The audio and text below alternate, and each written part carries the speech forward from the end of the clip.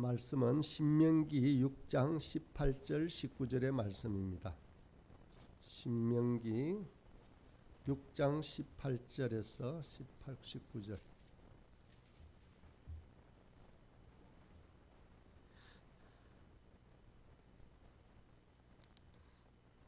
봉독하겠습니다. 여호와께서 보시기에 정직하고 선량한 일을 행하라. 그리하면 내가 복을 받고 그 땅에 들어가서 여호와께서 모든 대적을 내 앞에서 쫓아내시겠다고 내 조상들에게 맹세하신 아름다운 땅을 차지하리니 여호와의 말씀과 같으니라. 아멘. 이전에 제가 학교에 다닐 때는 교실 칠판 위편에 가운데 태극기가 있었고 양쪽에는 교훈과 거푼이 있었습니다. 요즘은 좀 달라졌습니다만은, 그래서 각 반에 있는 거푼들을 보면 다 달랐는데 당시에는 가장 많았던 거푼이 근면이었습니다. 성실, 3위가 정직. 근면하고 성실하게 살고 또 정직하게 거짓 없이 살라고 하는 그런 의도로 정해둔 것이라고 보아집니다. 그런데 요즘에는 정직하게 살면 손해보는 세상이라고 합니다. 그래서 정직하면 오히려 좀 멍청해 보일 정도로 세상이 참 정직하지가 않습니다. 그래서 정직이라는 정의도 각 사람마다 다르게 내리고 판단을 합니다. 정직이라는 단어가 주는 의미가 헷갈리기도 합니다. 그래서 이 아침에 하나님 보시기에 정직한 것이 무엇인지에 대해서 잠시 묵상해 보고자 합니다. 사실 사람들의 생각이나 가치관이나 세계관은 다 다릅니다. 같은 사람이 한 사람도 없습니다. 70억의 인구 중에 같은 사람은 한 명도 없다는 것입니다. 그만큼 생각들이 다 다르다는 것입니다. 기독교인이라고 해서 모두 같은 세계관을 가졌다고는 할 수 없습니다. 물론 저와 여러분은 믿음으로 구원을 받았습니다. 그렇다고 모든 생각이나 세계관이 같다는 것은 아닙니다. 그래서 우리는 같은 형제 자매가 생각이 다를 수 있음을 인정해야 합니다. 그렇지만 우리가 선악을 가르는 나누는 기준에 있어서는 똑같은 기준이 있어야 합니다. 우리 믿는 사람의 기준은 바로 하나님의 말씀입니다. 이 말씀을 벗어나는 것을 죄라고 합니다. 그래서 죄라는 뜻의 원어는 관역을 벗어나다라는 의미를 지니고 있습니다.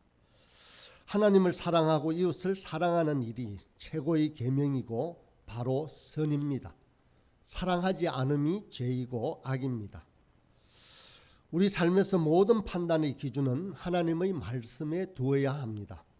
하나님의 말씀, 즉 성경은 우리 판단의 기준인 것입니다. 이 성경은 다양한 이야기들로 구성이 되어 있습니다. 성경은 인류를 구원한 위대한 이야기 책입니다. 전 인류의 구원을 약속하신 하나님 사랑의 이야기인 것입니다. 그렇지만 성경은 또한 지극히 개인적인 책입니다. 우리 성경을 통해서 성령님이 우리 각자에게 들려주시는 비밀스럽고 세밀한 교훈의 책입니다. 그래서 성경 속에는 우리를 바르게 하는 권면의 말씀들로 가득 차 있습니다. 성경은 다른 사람을 함부로 판단하고 비판하고 자신의 주장을 관철시키기 위한 도구로 주어진 책이 결코 아닙니다. 성경은 우리 각자가 자신을 돌아보도록 주신 귀한 선물이자 소중한 약속입니다. 이 성경을 다른 사람의 구원을 의심하는 도구로 사용해서도 안 됩니다. 우리 자신을 돌아보아 회개에 합당한 열매를 맺어야 합니다. 다른 사람이 그러는지 아니하는지를 판단하는 잣대가 아니라는 것입니다. 만약에 이 성경을 다른 사람을 향한 잣대로 사용하면 결코 우리 자신은 변화되지 않습니다. 아무리 많은 성경 지식을 가지고 있더라도 그 심령은 변해가지 않는 것입니다. 믿음이 전혀 자라가지 않는 껍데기의 명목상의 그리스도인이 되고 마는 것입니다. 신실한 믿음의 사람이 아니라 그저 종교인이 되고 만다는 말씀입니다. 사실 가르침의 자리에 있는 교사나 목사가 가장 종교인이 되기 쉽다고 합니다. 그런 의미에서 보면 저는 교사도 했고 목사도 하고 있습니다. 안 좋은 자리에 있는 것이죠. 이런 자리에 있는 사람들이 자주자주 정죄를 합니다. 자신을 통해 돌아보라고 하는데 자꾸만 성도들이나 다른 사람을 향해 칼날을 들이대게 되는 것입니다. 그런 의미에서 교회는 가르침의 자리보다는 나눔의 장소입니다. 그래서 많이 나누려고 합니다. 저의 부족한 부분까지 합쳐서 말입니다. 타락한 우리가 하나님 말씀 앞에 정직하게 서는 것이 바로 믿음입니다. 오늘 본문에는 정직하고 선량한 일을 행하라라고 하십니다. 다시 한번 제가 읽겠습니다. 신명기 6장의 상반절입니다. 여호와께서 보시기에 정직하고 선량한 일을 행하라. 그리하면 내가 복을 받고 그 땅에 들어가서 여호와께서 모든 대적을 내 앞에서 쫓아내시겠다고 내 조상들에게 맹세하신 아름다운 땅을 차지한다라고 하십니다. 여기서 말하는 정직이라는 단어의 의미는 하나님과 사람 앞에 솔직하고 진실하며 숨김이 없는 것이다 하는 것입니다. 변명하지 않는 것, 자기를 포장하지 않는 것, 윗선적이지 않는 것을 말합니다. 변명이 많고 자기를 포장하고 가장 위선적인 사람은 바로 서기관과 바리새인입니다. 날마다 회당에서 사람들을 향해 큰 소리치는 그들이 바로 예수님이 가장 싫어하는 사람이었습니다. 그들은 회칠한 무덤입니다. 겉은 너무도 경건해 보이지만 속은 썩은 것들로 가득 차 있는 사람들입니다. 정직은 바로 하나님 말씀 앞에 바로 바르게 서는 것입니다. 복음 앞에서 자신을 그대로 받아들이는 것입니다. 우리 자신을 복음 앞에 하나님의 말씀 앞에 비추는 것입니다. 그러면 복음은 무엇입니까? 하나님은 저와 여러분을 사랑한다고 하셨습니다. 이것이 바로 복음입니다. 그렇다면 의심하지 않고 사랑하심을 믿어야 합니다. 그 누가 뭐래도 여러분을 사랑하시는 하나님 앞에 곧바로 서야 하는 것입니다. 이단들은 믿는 사람의 구원을 의심케 하여서 그들의 무리로 끌고 갑니다. 이단은 저와 여러분의 구원을 의심케 합니다. 그렇지만 하나님의 말씀은 우리의 구원을 확정하라고 말씀하십니다. 주님을 사랑하는 참 믿음인지 정직하게 살펴보라고 말씀하십니다. 다른 사람의 구원을 판단하는 것이 아니라 자신의 구원을 확정하라고 말씀하십니다. 우리는 다른 사람보다 더 나아서 구원을 받을 수 있는 것이 아닙니다. 더 오래 믿어서 구원을 얻는 것 또한 아닙니다. 전도를 많이 해서 구원을 받는 것도 아닙니다. 하나님은 인과응보의 하나님이 결코 아니십니다. 저와 여러분이 행한 대로 구원을 받는다면 여기 있는 그 누구도 구원을 받을 수 없을 것입니다. 성경은 저와 여러분이 죄인이라고 하셨습니다. 저와 여러분은 흉악한 죄인입니다. 그렇다면 우리가 무엇이 억울하겠습니까? 우리를 서운하게 하는 사람이 있어서 못 살겠다라고, 아니면 우리를 비방하고 자존심을 상하게 하는 사람이 있다고 정말로 괴로워하는 날들이 있습니다. 저와 여러분은 과연 어떤 존재일까요? 어떻게 인정하고 살아가고 있습니까? 죽을 죄인임을 인정하십니까? 그렇다면 그 어떠한 억울한 경우에라도 이런 나를 위해 주님께서 돌아가셨지 하는 그렇게 생각하고 받아들이는 것입니다. 말씀 앞에 정직히 서는 것은 그저 하나님의 말씀대로 받아들이는 것입니다. 정직이라는 단어는 구약 성경에 반복해서 아주 많이 나옵니다. 제가 통계를 대충 검사만 해봐도 800회 이상이었습니다. 구약에 등장하는 인물 중에서 정직이라는 단어와 가장 많이 연관되는 인물은 바로 다윗입니다. 모든 그 이후의 왕들의 성과 악의 기준이 되는 것이 바로 이 다윗입니다. 그것도 다윗과 같은 정직함이다라고 그렇게 성경은 말하고 있습니다. 열왕기상 15장 5절에 보니까 이렇게 말씀하십니다. 이는 다윗이 헷 사람 우리아의 일 외에는 평생에 여호와 보시기에 정직하게 행하고 자기에게 명령하신 모든 일을 어기지 아니하였음이라 라고 했습니다.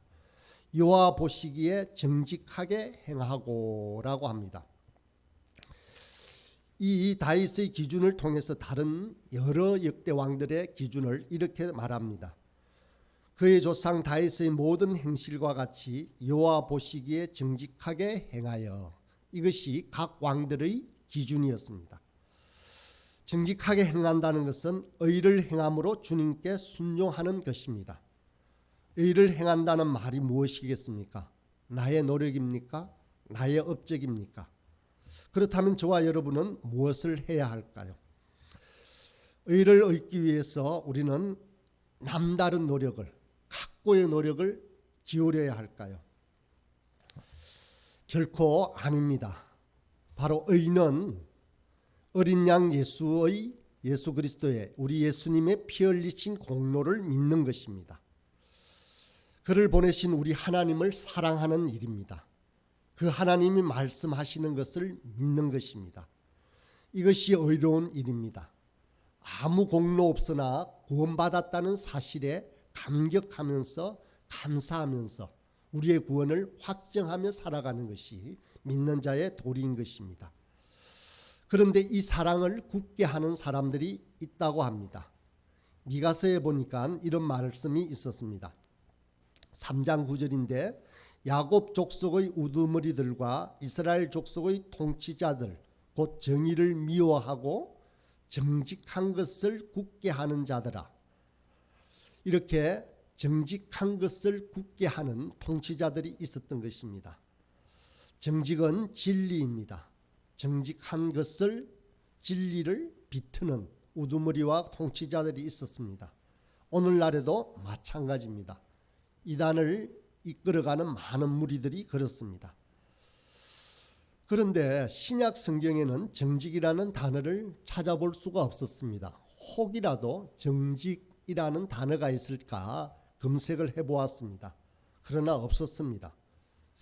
왜 그럴까 하고 찾아보니 거짓이라는 말도 있고 진실이라는 단어도 있었습니다. 거짓이라는 말은 선지자 증거라는 말 앞에 거짓 선지자, 거짓 증거라는 단어 앞에서 사용되었고, 진실이라는 단어는 정말로 진짜로라는 의미로 사용되었습니다. 그런데 정직이라는 단어는 왜 없을까 살펴보았습니다. 그런데 가장 가까운 단어가 순전이라는 단어로 나와 있었습니다. 고린도후서 2장 17절에 보니 우리는 수많은 사람들처럼 하나님의 말씀을 혼자 파괴하지 아니하고 곧 순전함으로 하나님께 받은 것 같이 하나님 앞에서와 그리스도 안에서 말하노라라고 하십니다. 하나님의 말씀을 혼자 파괴하지 않고 곧 순전함으로 하나님의 말씀을 받는 것이 정직이라는 의미입니다. 이 말을 순전함을 표준세번역에서는 진실한 마음으로 하나님의 말씀을 받는 태도를 말합니다. 빌립보서에서도 2장 15절에 너희가 흠이 없고 순전하여라는 단어가 있습니다. 흠이 없고 순결해졌어라는 뜻입니다. 구부러진 뒤틀린 세대에서 하나님의 흠없는 자녀가 되라고 권면하고 있습니다. 이처럼 정직이란 단순히 거짓말을 하지 않는 것만이 아니라 말씀으로 굳게 서서 그 말씀대로 살아가는 것이 바로 정직입니다. 저 자신에게 자주 묻는 질문을 여러분에게도 물어보겠습니다. 여러분을 향한 문장으로 바꾸겠습니다. 언제까지 주님과 사랑하는 일을 억지 사랑으로 하시렵니까? 그 사랑이 정말 즐겁습니까? 언제까지 다른 사람의 사랑 이야기에만 귀 기울이려고 하십니까? 여러분의 사랑은 언제까지 미루시렵니까? 이렇게 질문하고 저는 반문해 봅니다. 다시 한번 말씀드립니다. 말씀 앞에 바르게 서는 것이 바로 정직입니다. 복음 앞에서 자신을 그대로 받아들이는 것입니다. 누가 뭐래도 하나님께서 저와 여러분을 사랑한다고 했습니다. 우리는 그 어떠한 것으로도 구원받지 못할 죄인이었습니다. 그런데 예수님께서 값없이 저와 여러분을 위해 십자가에서 피 흘리심으로 우리가 구원을 받았습니다. 우리가 받은 사랑이 이런 사랑이라면 저와 여러분은 과연 어떻게 살아가시겠습니까? 이 아침 주신 말씀을 묵상하며 우리 자신을 돌아봅시다. 그렇지 않겠지만 혹 여전히 주저하고 있지는 않습니까? 결단의 기도를 드립시다. 우리 주님 보시기에 정직한 삶을 살겠습니다라고 고백합시다. 주님, 말씀 앞에 정직하게 서겠습니다. 주님 말씀대로 진정으로 하나님을 사랑하며 이웃을 사랑하며 살겠습니다라고 고백합시다. 또 교회를 위해 기도합시다. 부활 소망교회가 하나님 원하시는 참 믿음의 교회, 참 소망, 참 사랑의 교회가 되게 해달라고, 그렇게 되도록 인도해달라고 기도합시다. 상처 있고 그래서 애통해하는 하나님의 신실한 자녀들이 모이는 교회가 되게 해달라고 기도합시다. 주님 오실 날이 멀지 않은 이때에 하나님의 참 사랑을 실천하며 사는 믿음의 교회가 되도록 그렇게 기도합시다. 또 예비하신 동역자를 붙여주십사고 기도합시다. 오로지 주님만을 바라보는 가난한 심령이 곳곳에서 모여들게 인도하여 주십사라고 기도합시다. 이런 마음으로, 이런 제목으로 다 함께 소리내어 기도하도록 하겠습니다.